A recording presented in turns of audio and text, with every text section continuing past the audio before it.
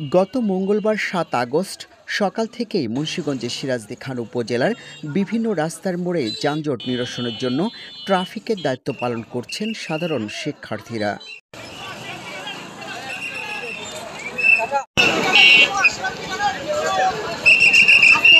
আজ শনিবার ১০ আগস্ট সিরাজদি খান উপজেলার ইসাপুরা চৌরাস্তায় গিয়ে দেখা যায় কাঠফাটা রোদের সড়কে অবস্থান নিয়ে ট্রাফিক নিয়ন্ত্রণ করছেন শিক্ষার্থীরা।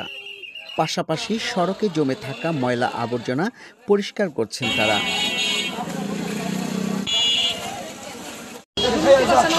এছাড়াও বাজার মনিটরিং করছে বিভিন্ন ছাত্র সংগঠনগুলো। এসব কাজে উৎসাহ দিচ্ছেন বিভিন্ন সংগঠন ও ছাত্রদের অভিভাবকরা। আলহামদুলিল্লাহ, এই ছাত্র আন্দোলনের মাধ্যমে আমরা দেশটাকে নতুন করে স্বাধীন পেয়েছি। এই ছাত্ররা যে এত দূর আগে যাবে আমি নিজেও ভাবতে পারি নাই। যে ছাত্ররা দেশটা পরিচালনার জন্য ছাত্রদের প্রয়োজন। বিগত আগে দেশ যখন স্বাধীন হয়েছে তখন এই ছাত্ররা দেশকে আগায় নিয়ে গেছে। ছাত্রদের মাধ্যমে দেশ স্বাধীন হয়েছে। এখনও আবার 2024 সালে ঠিক ছাত্রদের মাধ্যমে দেশ স্বাধীন হলো।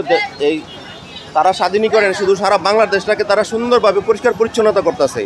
ইসাপুরা, আমাদের এই ইসাপুরা বাজারে চৌরাস্তা কখন আমরা এত পরিষ্কার পরিচ্ছন্নতা দেখি নাই। আজকে যে পরিষ্কার পরিচ্ছন্নতা দেখলাম আমার খুব খুশি লাগলো।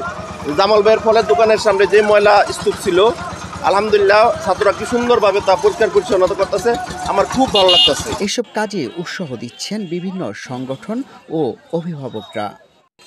মালখানগর ইউনিয়নের স্বপ্নের ফুটসাল সংগঠনের সভাপতি সিঙ্গাপুর প্রবাসী মোহাম্মদ নাদিম জাহান আজিম জানান, আমাদের তরুণ প্রজন্মের জন্য আমরা 2024 সালে এসে নতুন করে স্বাধীনতার স্বাদ পেয়েছি।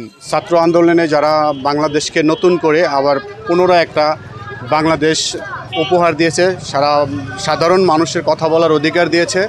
আমি প্রবাসী একজন, সিঙ্গাপুর প্রবাসী পক্ষ থেকে এসেছি গতকালকে।